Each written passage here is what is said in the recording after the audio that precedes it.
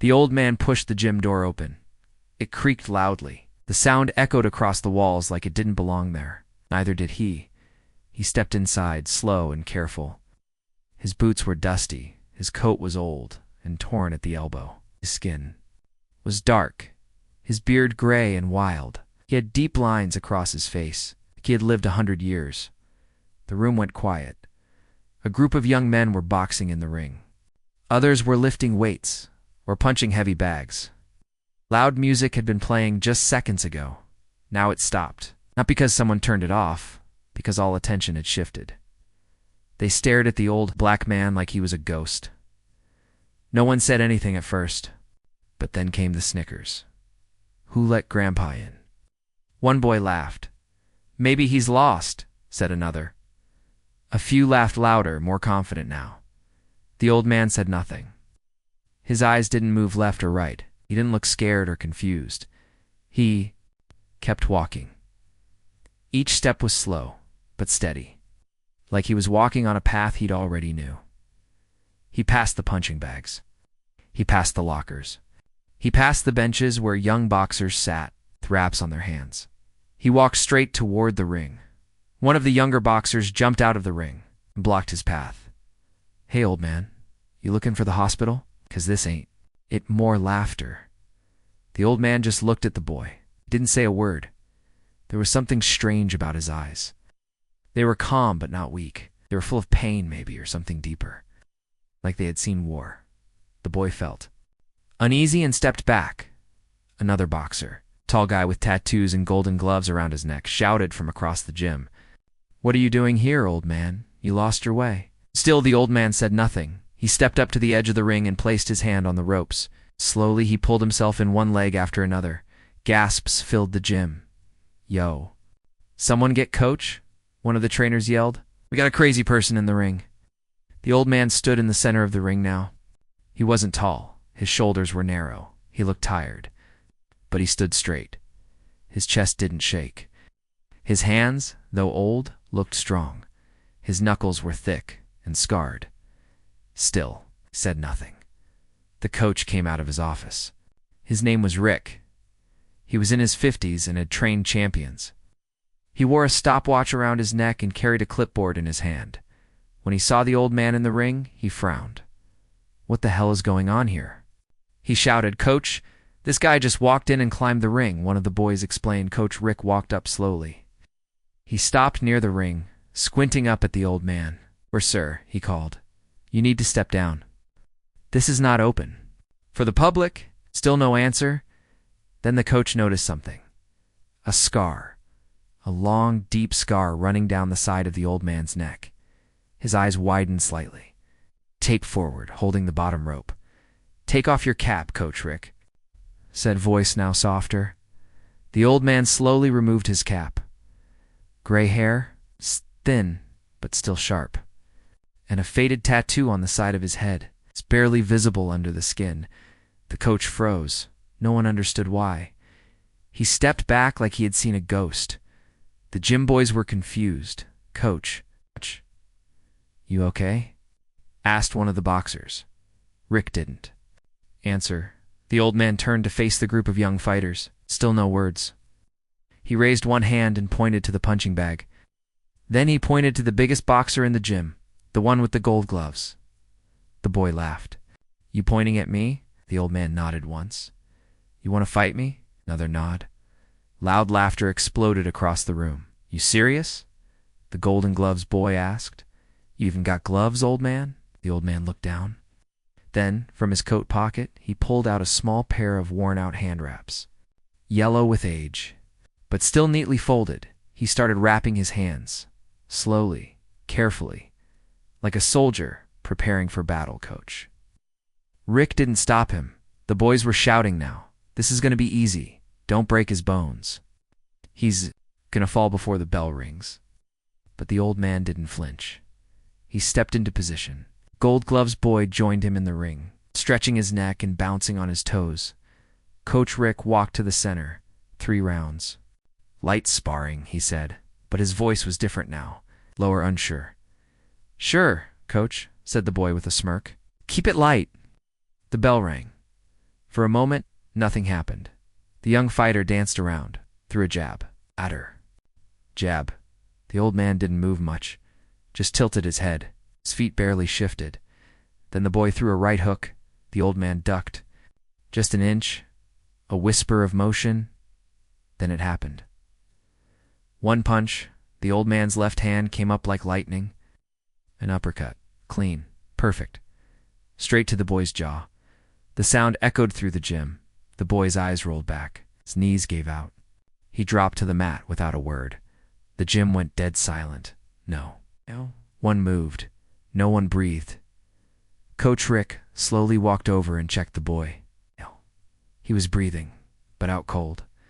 He looked up at the old man now standing still, expression calm, hands. At his sides, someone whispered from the back, "Who is he?" Rick swallowed hard. I think that's the ghost." Gasps followed. "Wait, the ghost? From the 90s, I thought he was dead? No way."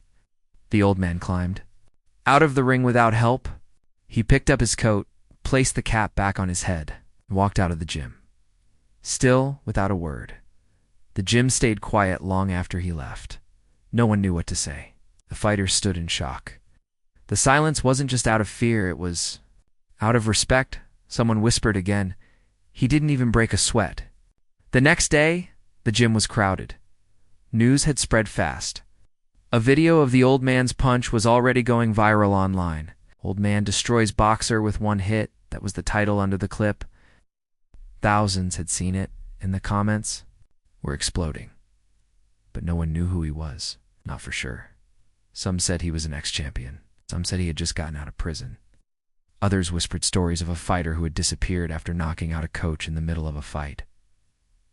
Called him the Ghost. No one was sure why. Inside the gym, the air was heavy with curiosity.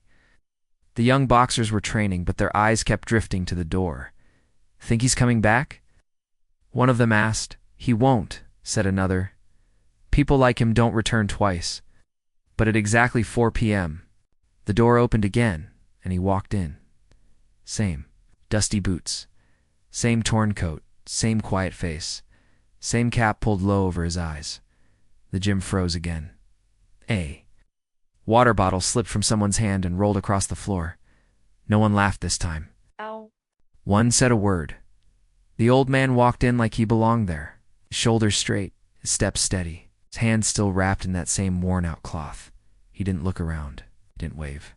He just walked straight to the ring. Again, Coach Rick stepped out of his office.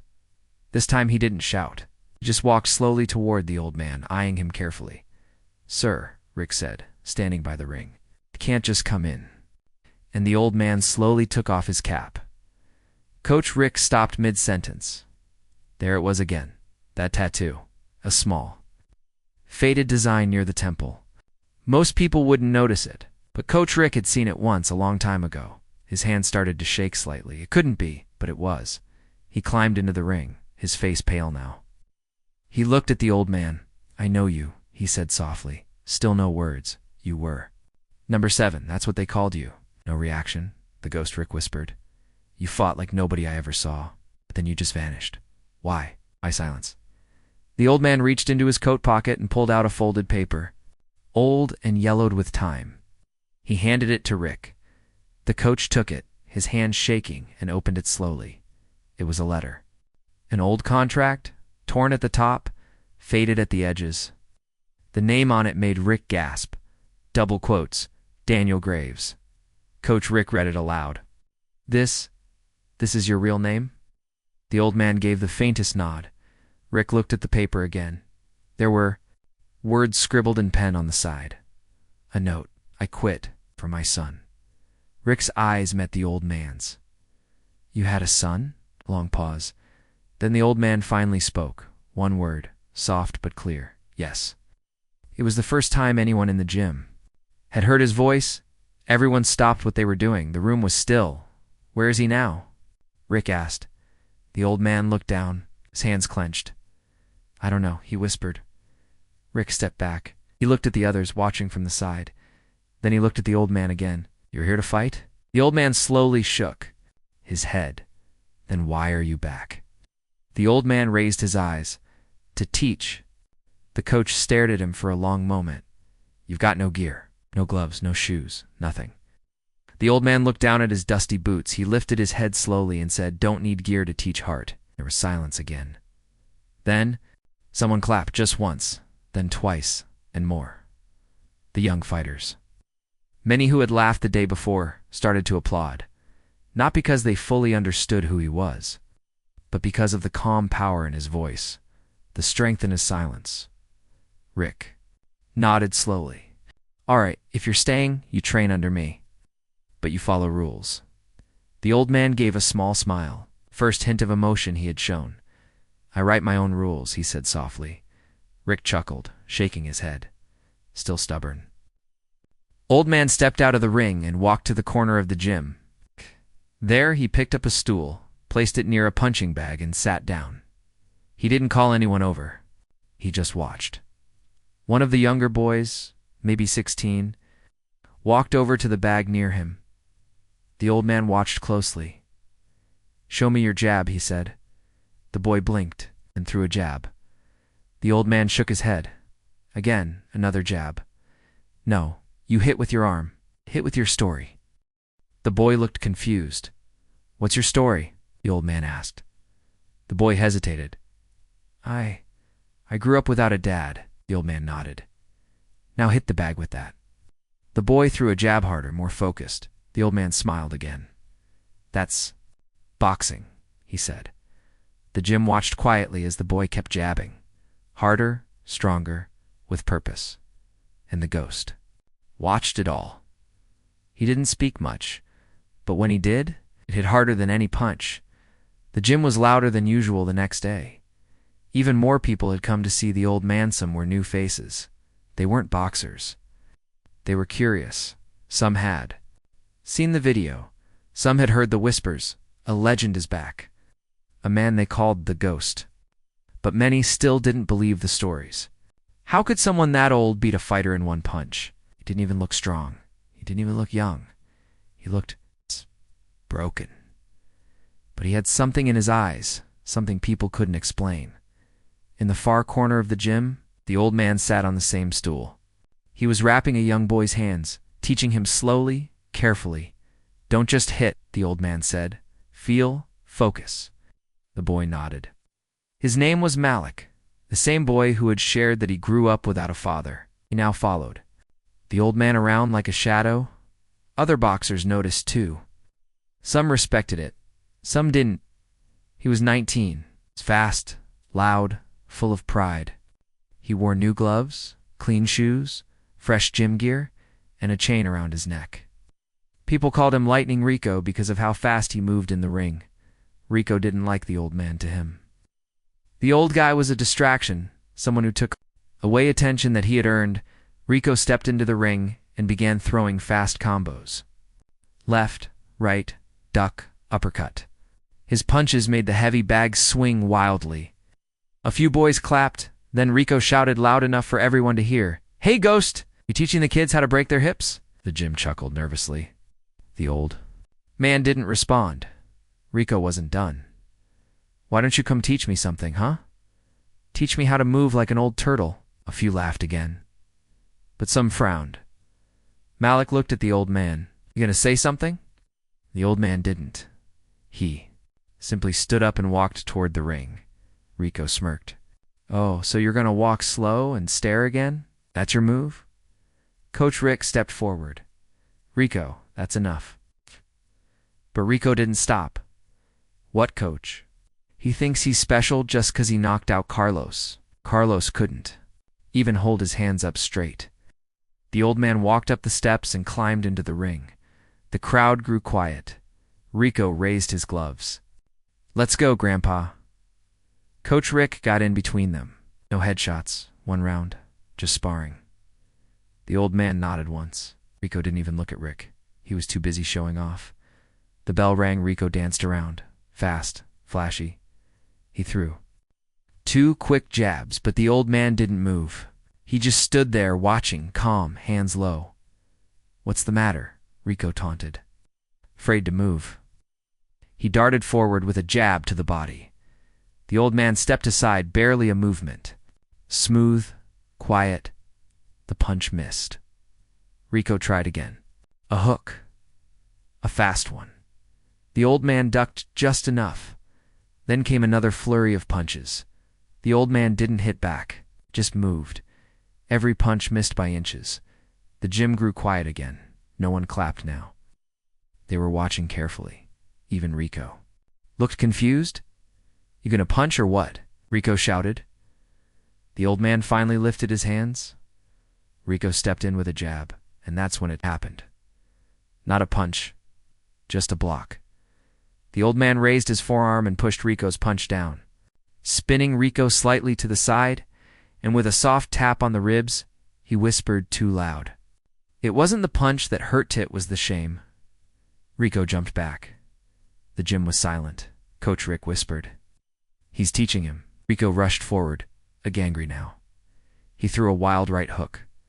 The old man stepped in and, this time, placed one hand on Rico's chest and pushed him back. Not a punch, just a reminder. Rico stumbled, his eyes wide, his face red with embarrassment.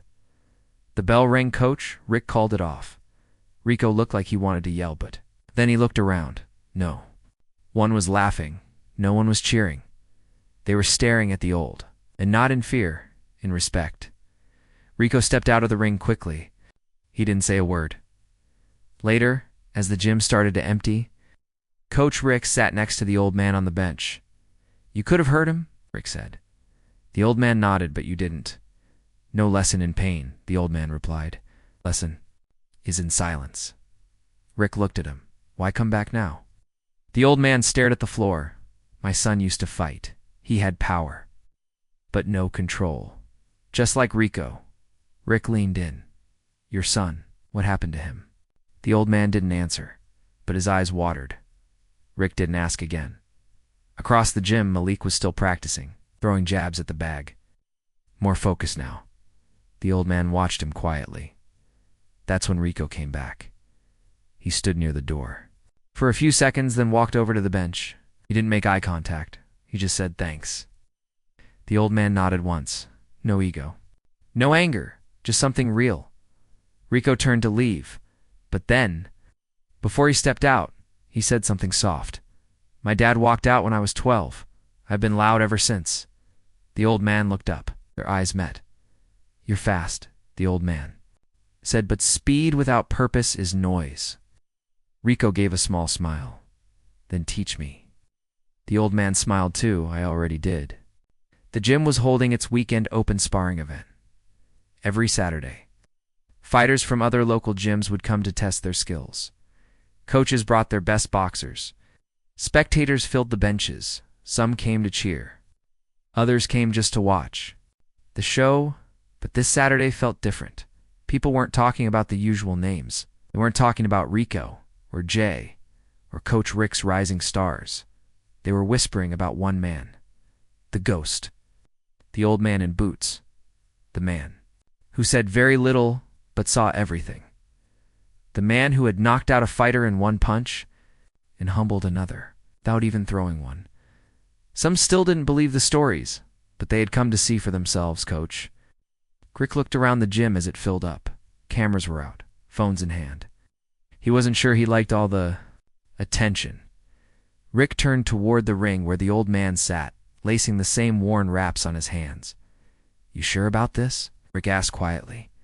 The old man nodded without looking up. "You'll be sparring a visitor, kid from Eastside Gym. Big one. I've seen big," the old man said simply. Rick gave a small laugh. "You'll go one round." Sit. The old man stood up, walked to the ring steps, and climbed inside, steady, silent. As always, the crowd buzzed.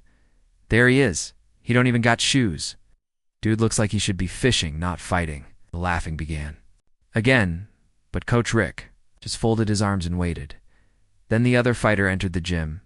He was tall, muscular, maybe 21, covered in tattoos.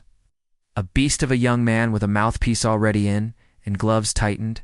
He threw a few punches in the air, fast and loud. His name was Trey Thunder Jackson. He climbed into the ring and stared at the old man with a grin. "You sure about this, Pops?" he said, bouncing on his feet. "I hit hard." The old man said nothing. He didn't smile. Didn't even blink. The ref gave instructions. 1 round, light sparring. Protect yourselves. Trey leaned toward the old man and whispered loud enough for others to hear, "I don't go light, old man. You picked the wrong ring."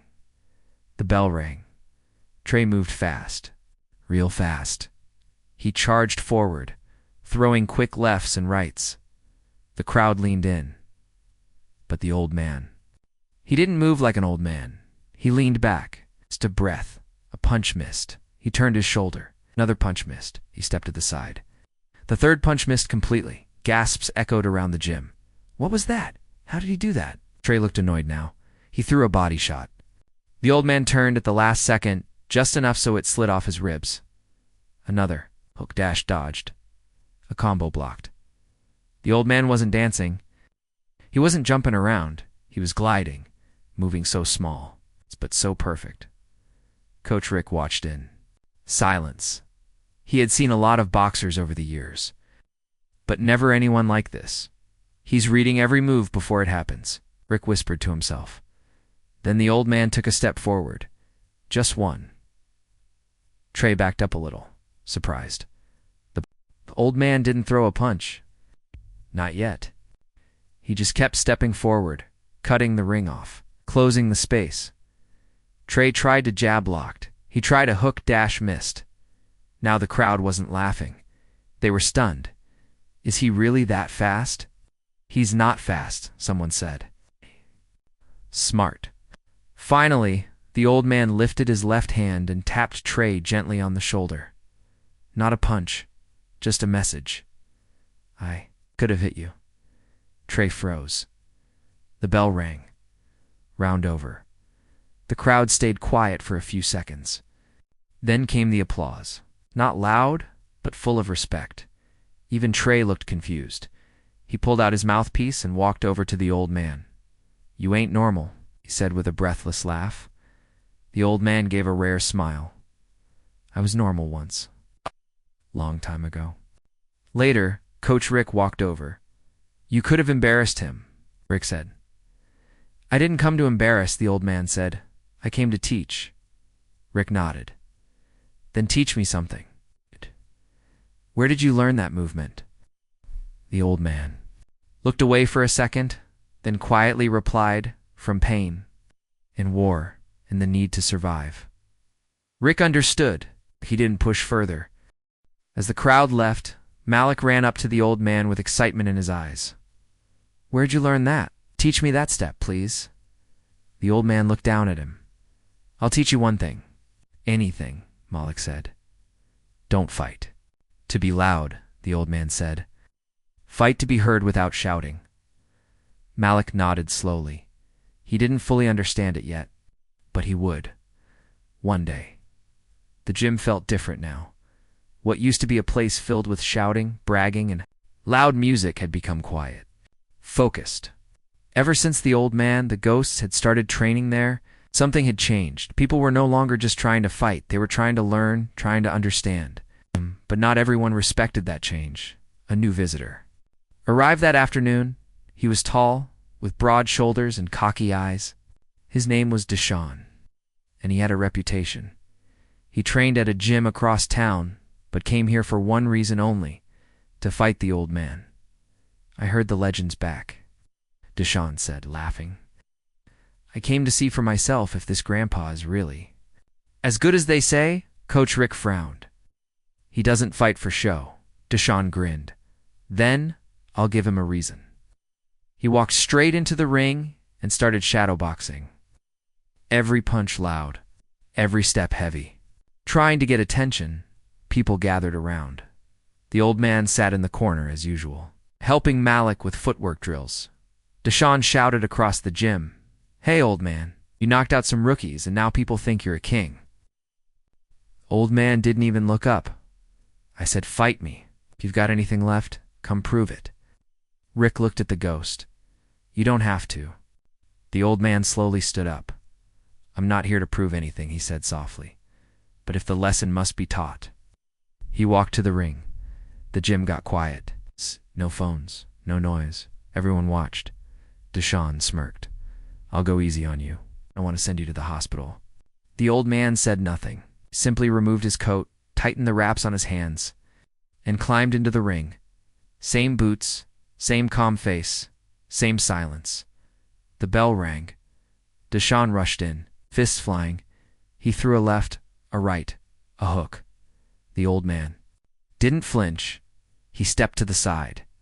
Every punch missed. The crowd started murmuring.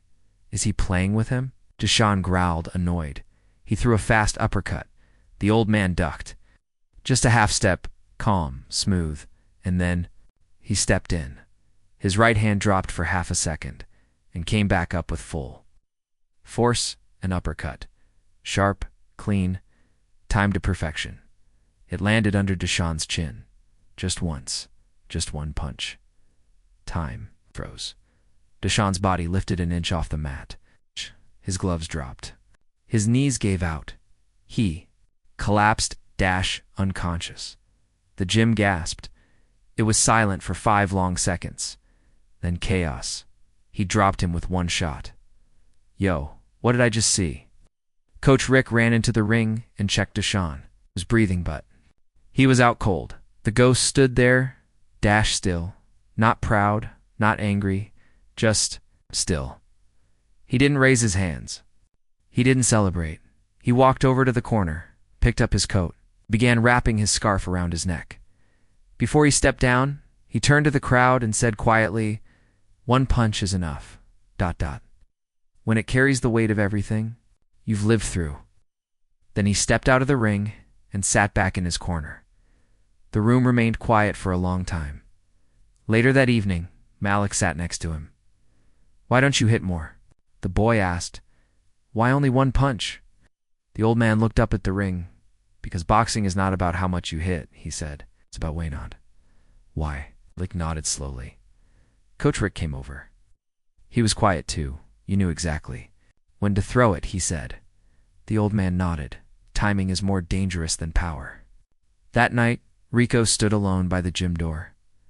He had watched everything in silence, and for the first time, he looked at the old man not as a rival, but as a master. The gym had never been this quiet before. People were training, yes. Gloves were hitting bags. Feet shuffled across the ring. But the usual noise, the shouting, the trash talk, the loud music was gone. Everyone had seen it. One punch. Just one, and the biggest. Loudest fighter in the room was out cold.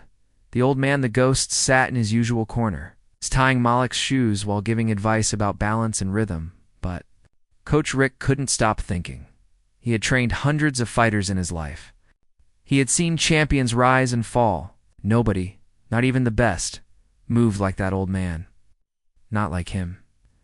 Rick walked past the ring and into his small office in the back of the gym. The room was cluttered.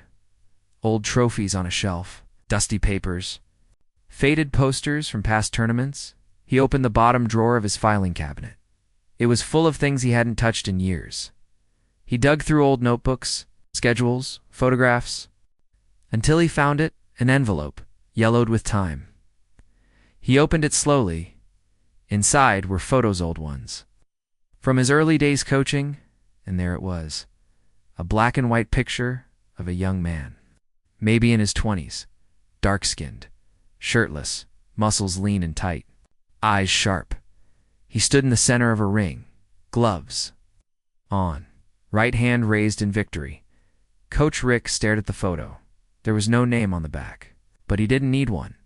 He remembered that face. He remembered that moment. It was from the night. A quiet fighter just called number 7. Back then knocked out the national champion in the first round. People didn't know much about him. He didn't talk much. He trained alone, never gave interviews. But Rick remembered one thing. Clearly, he moved like a shadow. He struck like thunder. And then, just weeks later, he disappeared. No goodbyes, no injuries, no explanations. Just gone. Now, Rick stared at the photo again. then looked out through the office window. The old man in the ring, the slow steps, the heavy silence, the scar across his neck. It was him. There was no doubt now. Coach Rick sat down heavily in his chair, his photo still in hand. All these years, and now he was back. Meanwhile, outside, Malik was laughing as he tried to mimic the old man's slow movements. "You make it look easy," he said. Old man shook his head. "That's because I've done it 1,000 times." Malik paused. "You were a champion, weren't you?" The old man didn't answer. Rico was nearby, taping his gloves. He turned to Malik and said quietly, "Champions don't need to say it. They carry it." The old man glanced at Rico and nodded once, like a silent thank you. Coach Rick finally stepped out of the office. He held the photo in his hand but didn't show it yet. He walked over to the ghost and sat on the bench beside him. "You still remember the night you dropped Calvin Steele?" Rick asked softly. The old man didn't look at him, but he replied, "Hard to forget a fight when your ribs are still sore 30 years later." Rick chuckled. "You should have gone pro." The old man stared at the ring. "I was going to," he said. "Had the contract, had the deal." "So what happened?" The old man didn't answer right away.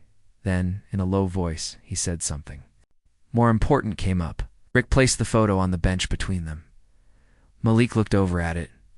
His eyes widened. "That's you," he said. The old man didn't deny it. Malik looked at him with wonder. "You really were a legend." But the old man picked up the photo and slid it back into Rick's hand. "I was just a man who knew how to fight," he said. "A real legend knows when not to." That night, after the gym closed, Coach Rick sat in his office, staring at the photo again. He remembered how he used to wonder where that fighter had gone, why he left, what stopped him from becoming world champion. Now he had answers, but more than that, he had questions. Where had the ghost been all these years? What had he lost, and why? Was he really back now? Word traveled fast, faster than punches, faster than footwork, faster than even truth. By Monday morning, the whispers were everywhere, in locker rooms and other gyms, on message boards, in small videos that kept going viral. That old man used to be a legend. They called him the Ghost. He knocked out a pro champion in one round, and then disappeared. People didn't know where he came from. They just knew he was back. Some doubted it. Others wanted to believe. But inside Rick's gym, fighters no longer laughed. They watched him now. They listened. They called him. Sir Rico sat beside Malik during warm-up that day. "You ever hear of the Ghost before?" Rico asked. Malik shook his head. "Hey, only now." "But Coach Rick said he was number 7. That means there were 6 before him?" Rico nodded slowly. "In the underground leagues back in the 90s, fighters were ranked by number, not name. The quiet ones, the dangerous ones." Malik's eyes widened. "So number 1 must have been the best?" "No," Rico said, staring across the gym at the old man. "Number 7 was..." Coach Rick had been watching everything from his office window. He knew the time had come, so he walked out to the center of the gym and called out, "Everybody gather around." The boxers stopped training. They stood around the ring. Some leaned on punching bags. Others sat on the benches. The old man, as usual, sat on his stool in the corner. "Unbud." Coach Rick cleared his throat. "Most of you think you know who this man is. Some of you don't. So let me tell you, before the rumors write his story for him." He looked around. The gym was silent. No cameras, no posts, just ears. Rick looked at the Ghost. "With your permission?" The old man gave the smallest nod. So Rick began. His name, Rick said, was Daniel Graves. Born and raised in the South. Poor family. No father. Barely went to school. But he had fists. Quick.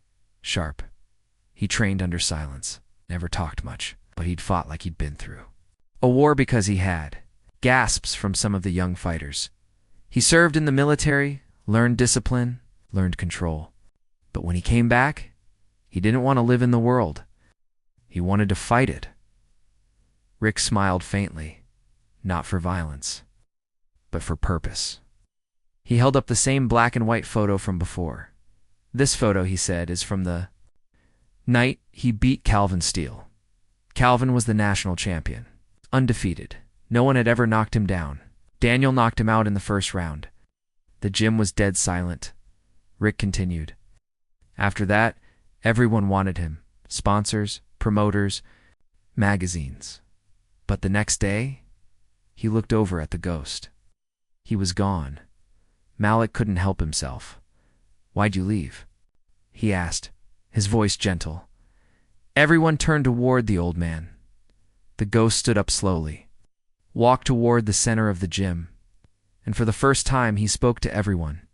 His voice was deep, calm, slow, but every word hit like a punch. "I walked away because I had a son," he said. Silence. He was 6. His mother had passed. I came home one night after a fight. He was crying, alone, scared. I saw fear in his eyes. But not from the world, from me. He looked around the gym. I was becoming a machine, a fighter who didn't care. Fame was changing me, and I knew if I stayed I would lose him. His voice cracked, just slightly, so I left the ring. I chose to be a father, not a fighter. Malik stepped forward. "Where is he now?" The ghost looked down. Pain flashed across his face. "I don't know." Gasps filled the room. "He ran away at 17, the old man said. Said I had no right to leave boxing for him. Said I was a coward." His hands trembled now. I searched. For years. But he never came back. He turned toward the heavy bag and placed one hand on it. "This bag, these gloves, this gym, it's all I have left of who I was." I turned. Back to the young fighters. And maybe, just maybe, if I teach you something real, something pure, my son will see it. Coach Rick placed a hand on his shoulder. "You didn't lose everything, Dan. You just passed your fight to someone else." The old man nodded. Later that evening, as the fighters were leaving, Malik stayed behind. "Do you think your son will come back?" he asked. The ghost sat down slowly. "I don't know," he whispered. Then he pulled something from his coat pocket. A photo, old, torn. A boy with curly hair. Big eyes. Malik leaned in. "You still carry it? Every day?" The gym had closed for the night. The lights were dim. Heavy bags hung still. The echo of punches and shouts had faded into silence. Only one man remained inside. The ghost Daniel. Graves sat alone in the locker room. The old wooden bench beneath him creaked as he leaned forward, elbows on his knees. Eyes fixed on the letter in his hands. It was yellowed with time. Folded and refolded so many times the edges had begun to tear. There was a stain in the top corner, maybe coffee, maybe blood. Even Daniel couldn't remember, but he remembered every word printed on it. He unfolded it. SLOWLYA. Contract. A. Boxing contract. The date, April 17th, 1994. The place, Las Vegas. The fight, Daniel Graves versus Mason Steele. Ford. For the world lightweight. Championship. He was supposed to sign it. He was supposed to fly out the next week, but he didn't. T, and no one knew why. He stared at the letter, then at the note scribbled on the back in red ink. Say no, and will. Come for your boy. His hands tightened around the paper. That night came rushing back. The night he received the contract. The night 2 men showed up outside. His apartment, suits, smiles, but eyes cold like stone. One of them handed him the envelope. The other handed him a warning. You throw the fight, they said. 3rd round, you take the fall. Daniel had refused. That's when the second man stepped forward and showed him something. A photo of his son. Walking home from school, another. Photo of his son's bedroom window, taken from outside. You're a smart man, Daniel. Walk away. Say nothing, and your boy grows up safe. Daniel didn't fight that night. He didn't fly to Vegas. He didn't speak to the press. He left the sport completely. He gave up everything and told no one, not even his son, to his boy. It looked like his father had quit. To the world it looked like he was afraid. To the promoters, it looked like he was a disgrace. But in truth, he made a deal with the devil to keep his son safe. Back in the gym, Daniel folded the letter again and slipped it into his coat. He stood up slowly and walked to the mirror. Above the old sink, he stared at his reflection. Wrinkles, scars tired, eyes. He raised his fists slowly. "Still here," he whispered, "still fighting." Outside, Malik sat on the steps of the gym. He had been waiting. He stood up as soon as Daniel walked out. "You okay?" Leek asked.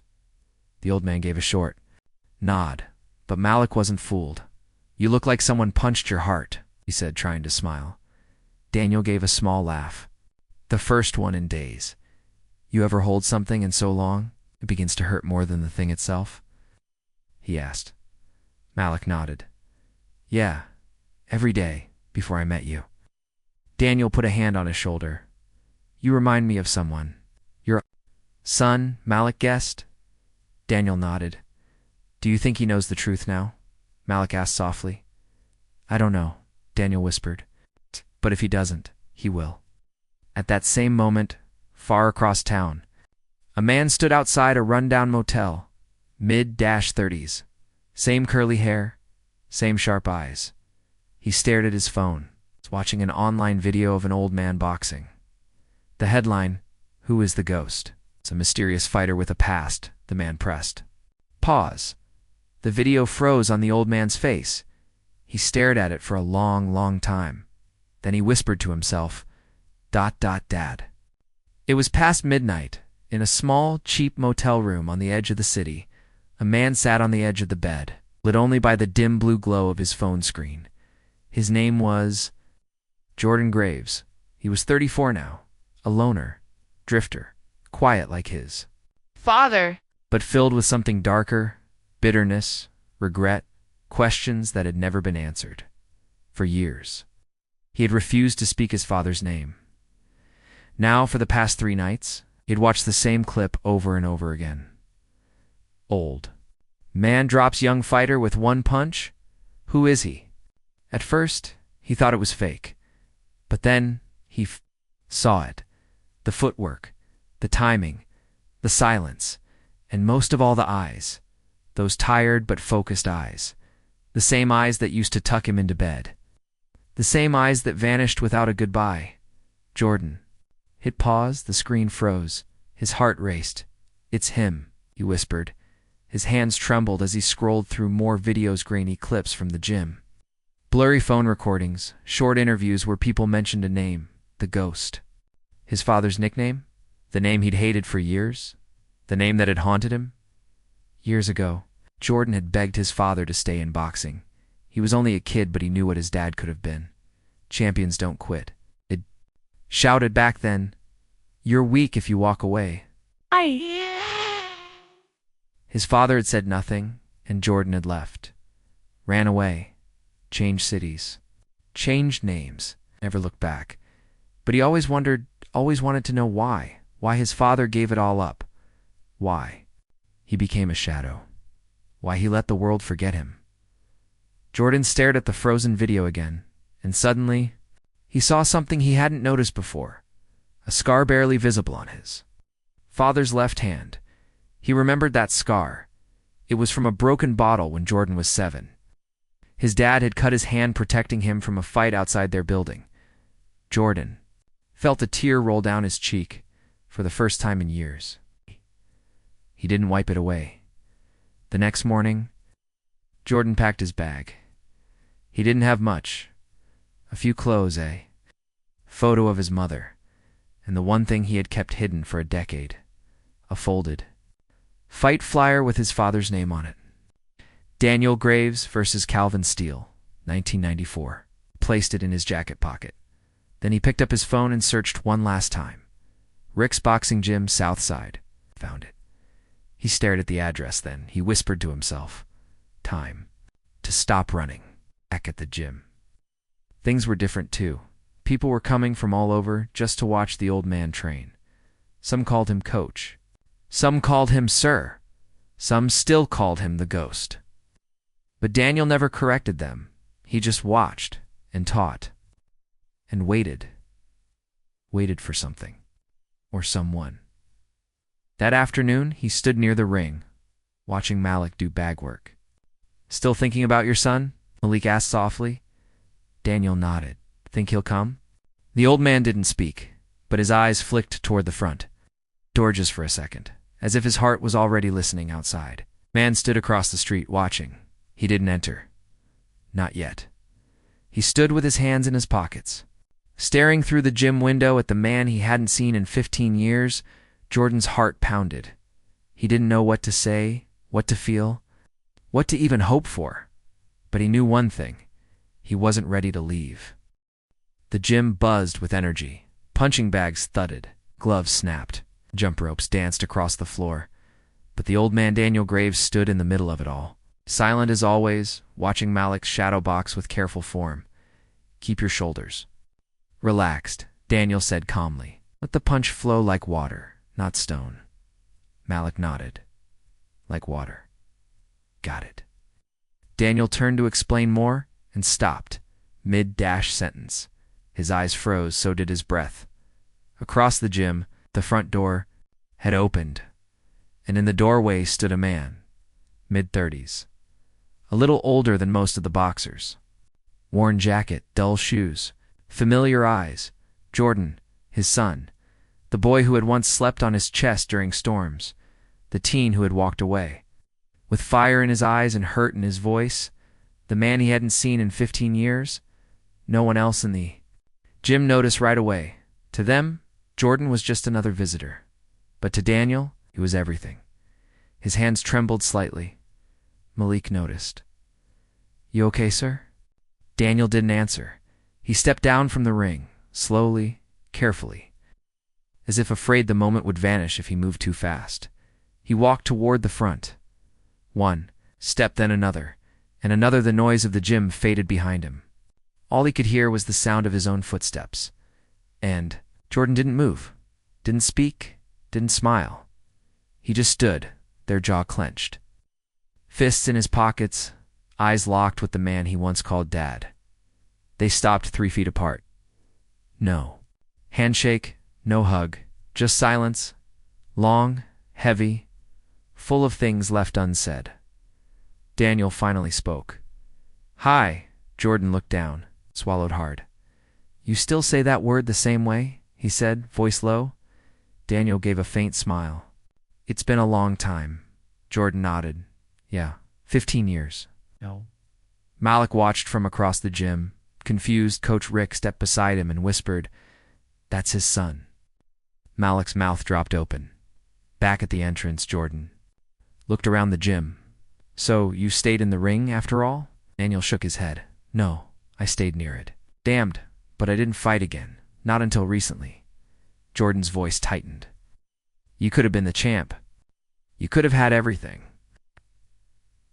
"I chose you," Daniel said quietly, "and you left." Jordan looked away. "I thought you gave up." "I gave up everything else so I wouldn't lose you," Daniel said. "But maybe that was my mistake." Jordan's eyes flicked back. "So why now? Why come back after all these years?" Daniel took a deep breath. "Because I never stopped fighting. Just stopped showing it. And now, I want to show the truth. To you, to everyone." Jordan's expression softened, but only for a second. Then it hardened again. "You think a few YouTube videos and fancy punches fix 15 years? Daniel shook his head slowly. "No, I don't want to fix the past. I want to earn the chance to know who you are now." Jordan stared at him for a long time, then quietly said, "I watched your fights. Every one of them. I watched the way you moved, the way you waited, the way you only punched once when it mattered most." Daniel's voice was a whisper now. "That's how I raised you too. Quiet, careful, always waiting. For the right moment to reach you." Jordan looked down, and for the first time, he cried. Just one tear, but it was enough. Daniel stepped forward, unsure, but Jordan didn't move away. He just said, "I'm not ready to forgive you." "Not yet." Daniel nodded. I didn't come for forgiveness. I came to say, I never stopped loving you. Another long pause. Then Jordan stepped into the gym, together, side by side. Father and son walked past the ring. Malik stood still, watching. With wide eyes, he whispered to Coach Rick, "Is this a happy ending?" Rick shook his head, smiling. "No, son. This is the real beginning." To be continued in Part 11. The son's first step hook. Jordan picks up gloves for the first time since he was a teenager. Suspense. Will he step into the ring or walk out again? The gym was quieter than usual the next morning. No shouting, no music, no jokes. Just the sound of gloves hitting bags, ropes whipping across the floor, breath controlled, steady, tense. Jordan Graves stood near the wall, eyes scanning everything. He didn't speak. He didn't smile. He just watched. The footwork. Watched the rhythm. Watched the young ones learning what he had once known. And far across the gym, his father Daniel watched him. Malik noticed right away. Is that really his son? He whispered to Rico. Rico nodded. Yeah. Looks like him too. Same fire in the eyes. But why doesn't he train? Rico looked serious. Some fights start inside. You don't throw punches until you finish the war in your chest. Malik blinked. That sounds deep. It is, Rico said. It's called being a son. Jordan walked toward the far rack where the spare gloves were kept. His fingers hovered above a worn pear red leather, faded, cracked. The same kind he used to wear when he was a boy. He picked them up, held them in both hands. Suddenly, a memory returned. His father kneeling in front of him, lacing his gloves for. The first time. Your fists are for defending, Daniel had said. Not for proving. Back then, Jordan didn't understand. Now. Maybe he did. Behind him, Daniel approached quietly. You remember how they feel? He asked. Jordan didn't look up. Heavy like regrets.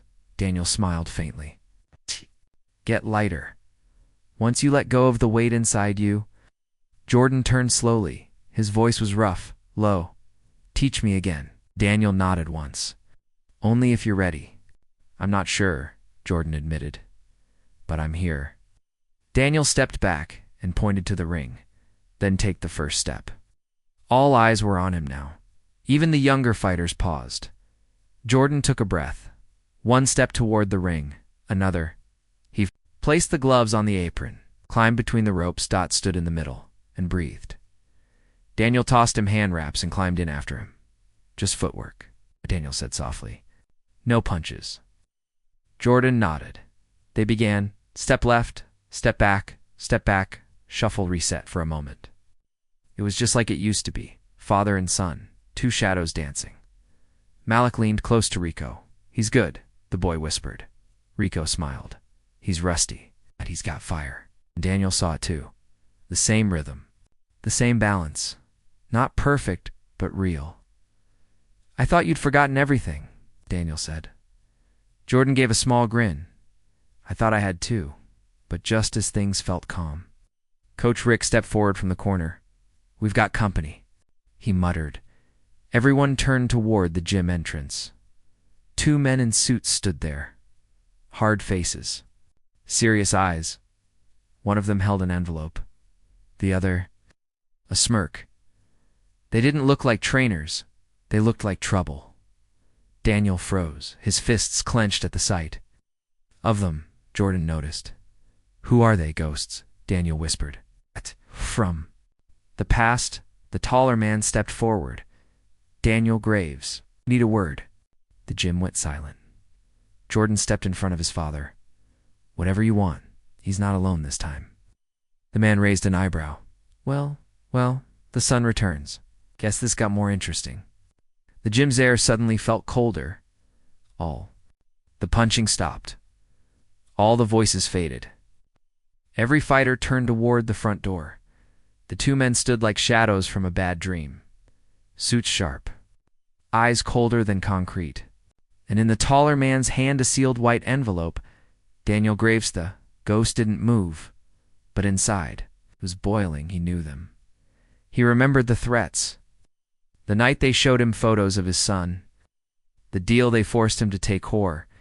Elson now, after all these years, they were back. The shorter man stepped forward, his voice calm but poisonous. "Nice gym," he said. "Smells like loyalty and sweat." No one laughed. Daniel said nothing, but Jordan, his son, stepped in front of him, fists clenched. "Whatever you came for. Leave it at the door," he growled. The tall man held up the envelope. "You're making a comeback, Mr. Graves. People are watching again. Sponsors are interested. View counts are through the roof." He smirked. "And that means you're valuable again." Coach Rick came forward. "We don't do business with snakes," he said. The shorter man looked amused. "This isn't business. Coach, this is a reminder." He stepped closer to Daniel and held out the envelope. A contract. "Main event. Big city. National pay-per-view. It's all expenses paid." Daniel didn't take it. "What's the catch?" he asked, voice like stone. The man leaned in. "You lose. In round 2. Clean fall. No questions." Jordan exploded. He stepped forward, shoving the man's shoulder. "You're still doing this? After all these years?" The tall man calmly straightened his coat. "You must be the boy. You look just like him." Daniel grabbed Jordan's arm and pulled him back. "Not here," he whispered. "Not in front of them." The shorter man dropped the envelope at Daniel's feet. "You know the game, Graves? If you say no again..." He pulled a photo from his coat. It was blurry. Recent. Horrifying Malik, coming out of school. Alone, Daniel's blood froze. "No," he whispered. "Your son's grown," the man said. "But this new kid, he looks like family." Malik. Still, across the gym blinked. "What's happening?" Jordan stepped between the men and his father. "If you touch him, then take the deal." The man interrupted. He tapped the envelope with his foot. 2 rounds. Take a dive. Walk away a rich man. No one gets hurt." The men turned to leave. But before stepping out, the taller one paused at the door. "You walked away once, Graves? Just don't make us take someone this time." Then they vanished. Into the night. The room stayed quiet. Malik ran over. What did they mean?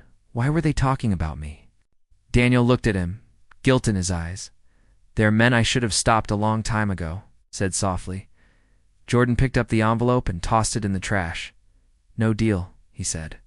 "Not this time." Daniel looked torn. "Have to protect you," he said. "And him, and this gym." Coach Rick shook his head. "You can't protect everyone by falling. Sometimes the only way to beat a threat is to face it." Daniel sat on the bench, hands over his face. His past had returned. The fight he'd avoided. Years ago was now back, louder, darker, and more dangerous. He looked at Malik, at Jordan, at the ring, and he knew one thing. Running wasn't an option anymore. That night, the gym stayed open late. The lights were off in the front, but in the back, near the ring, a single bowl buzzed above the canvas. Daniel Graves sat alone in the corner, gloves in his lap, sweat dripping from his chin knot from training. But from thinking, the envelope still lay in the trash. But the words, the threats, echoed in his mind. Malik's face, Jordan's voice, Coach Rick's silence. Everything was pressing down on him across the gym. Jordan shadowboxed quietly. He hadn't said much since the 2 men left. But his movements were sharp, focused. He was angry not just at the men in suits, but at the years stolen from him and his father. He wanted to fight something, anything. Daniel finally stood, walked to the ring, climbed through the ropes. Jordan stopped and looked up. "You ready to make a decision?" Daniel nodded slowly. "I made it already." The next morning, Daniel called a meeting. All the boxers stood around him. Malik, Rico, Jordan, Coach Rick, even newcomers who barely knew the full story. "I have to fight." Daniel said, "Not for money, not for views." He looked at Malik, then Jordan, "But for freedom." He continued, voice calm but full of weight. "I walked away from the ring once because I was protecting my son, but now they're trying to take your future. Threatening kids, pushing fear, That ends here. Coach Rick nodded slowly. So what's the plan? Daniel's jaw tightened. I'm going to accept the match. Gasps. Jordan stepped forward. You're not seriously going to throw the fight? Daniel shook his head. I'm going to win it. The gym fell into silence. Then Rico said what everyone was thinking. But if you win, they'll come after you again. Daniel looked around the room. That's why I need your help. All of you, he pointed at Jordan. You fight beside me in training? He looked at Coach Rick. You help me build strategy. He looked at Malik. And you. Keep your eyes open. If anyone follows you, tells you something strange, you come to me. Right away. Just like that. The gym changed. Training began. Jordan and Daniel sparred every morning, father and son, learning from each other. Malik watched every move, memorizing the ghost rhythm. Rico set up cameras, recorded practice, and shared footage online. The world took notice. Old boxing fans returned. YouTube comments exploded. Is this real? Daniel Graves is back. Who's the kid training with him? Is that his son? The story was everywhere. The legend was rising again. 1 week later, the contract was signed. Daniel Graves versus Victor Reyes, main event. Underground Elite Finals date, 30 days from now location. Undisclosed. The world didn't know the fight was. Rigged, only Daniel did, and he had no intention of falling that night. After training, Jordan sat next to his father on the bench. You sure you can win? He asked. Daniel looked at his hands. Old, scarred, but still steady. I don't know if I can win the match, he said quietly, but I know I'm not falling for them. Jordan nodded. And I'm in this too. Daniel looked over at him. You already are. Across the city in a dark, high-rise office. The two men in suits stood around a desk. One of them lit a cigar. He's taking the fight, he said. The other smirked. Good, let him. He opened a file inside. A photo of Daniel, photo of Jordan, and one more Malik, entering the gym. If he doesn't fall, the man said coldly, we'll break him where it hurts. The days flew by. Morning to night, the gym pulsed with energy punches, Gillette, breathless silence, and heavy focus. Daniel trained like a man running out of time, 'cause he was. Every punch thrown in practice, every slip, every block, was preparing him for a fight that wasn't just about winning, it was about surviving. Jordan stayed by his father's side, never missing a session. The pain of the past hadn't disappeared, but now it had a purpose. Together, they built rhythm, reflex, trust. For the first time in years, they were fighting together, not against each other, but across town. Others were preparing too. The men in suits weren't idle. They met behind closed doors in dark rooms. One of them tossed a grainy photo onto a table. Malik, after school. Backpack on, alone. The tall man lit a match. The old man's stubborn. Let's see how far he'll go for the boy. The shorter man nodded. Time for a warning. Back at the gym, Malik was helping clean up. Daniel called him over. You've been good, kid. Real focused. Malik smiled wide. I learned from the best. Daniel leaned in. Listen, if anyone you don't know talks to you outside this gym, you run. You tell me understand. Psst, paused, confused. Is something wrong? Daniel placed a firm hand on his shoulder. Just promise me. Malik nodded. I promise. That evening, while heading home, Malik noticed a black car parked across from his apartment. He slowed inside. Two men stared at him. One of them raised. A hand slowly and pointed, directly at him. Malik ran, heart pounding, breath short. He didn't stop until he was inside his building. Doors locked behind him. He called Jordan, told him everything. Jordan didn't hesitate. Stay there, I'm coming. He hung up and turned to his father. They followed Malik. Daniel's jaw clenched, stood, pulled off his gloves and grabbed his coat. I'm going. Jordan blocked the door. You think this is still just about you? If you step out now, you're giving them what they want. Daniel stared at him. I'm not letting anyone else get hurt. Jordan stepped aside, then take me with you. That night, the two of them drove through the city, watching, waiting, protecting, but they found nothing. No car. No men. Just a silent street and a growing storm of fear. Back in the gym, Coach Rick called Daniel. "I've got something," he said. Rick sent a photo. It was the fight poster, official, clean, professional, except for one thing. At the bottom, corner, in small red letters, round 2, or we end it all. Daniel stared at the image. They weren't bluffing. They wanted him broken, quiet, obedient. And if he didn't fall, they would come after the only people he had left. Later that night, Daniel stood alone in the ring, hands on the ropes, sweat on his brow. Malik's voice echoed in his mind. "You're the strongest man I've ever seen." Jordan's voice echoed. "2, you already lost once for me. Don't lose again, and now." The world would be watching, waiting to see what the ghost would do fall. Our fight. The arena was packed, not with fans in suits and fancy dresses, but with real people, fighters, locals, survivors, men and women who had heard whispers of a legend named the Ghost. "Tonight, we came to see if the legend still breathed."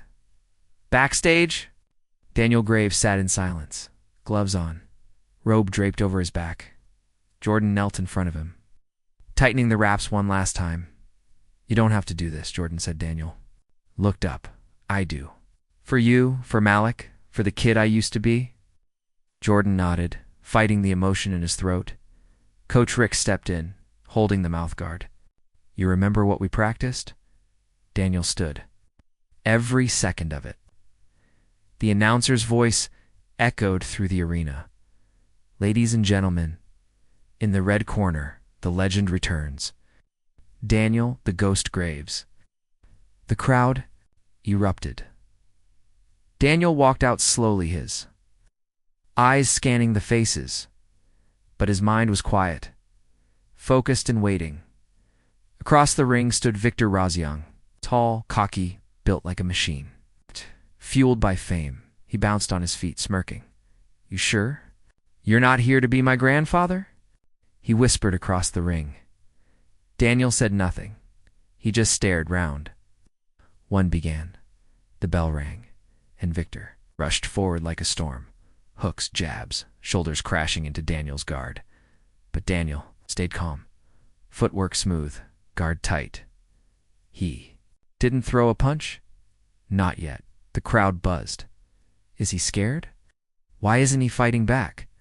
But Jordan knew, Coach Rick knew, Malik watching from the front row. Knew he was saving everything. For round 2, seconds ticked. Sweat poured Victor. Grinned.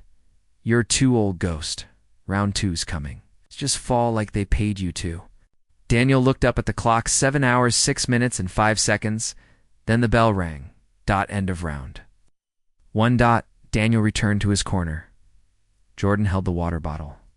"You okay?" Daniel nodded once. Jordan whispered, "It's time." Daniel stood slowly, and in that moment, he made a decision. He wasn't falling. Round 2 began. Victor smirked. "Here we go." He stepped in for a right hook, fast, sharp, confident. But Daniel ducked and moved. 1 step to the left, 2 to the right, and then up. A clean, crushing jab to the chin. Victor's head snapped back. The crowd exploded.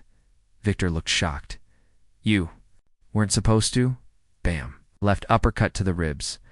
Then a right cross. Victor stumbled. The announcers were yelling. The crowd was on their feet. In the shadows of the arena, 2 suited men stood stone-faced. "He's not falling." The taller one muttered. "Not yet," the other said. But everyone does. Eventually. Back in the ring, Victor launched a wild punch. Daniel slipped under it. Countered body shot. Right hook. Victor hit the ropes. Dazed. Then Daniel stopped. Didn't throw. Didn't. Just stared at him. Victor's eyes widened.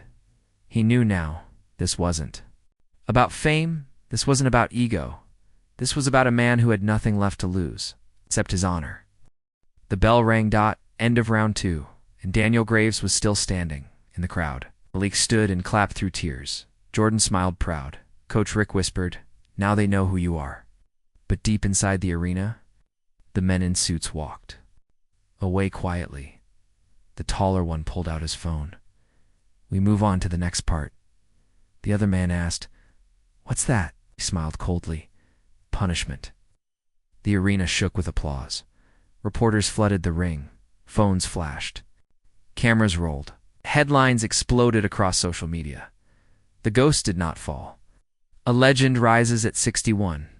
One punch, one legacy. But Daniel Graves didn't care about any of that. He stood still in the middle of the ring, eyes closed. Sweat pouring, chest rising and falling like thunder. He had survived round 2. He had fought back. He had refused to fall, but something deeper was rising in his chest.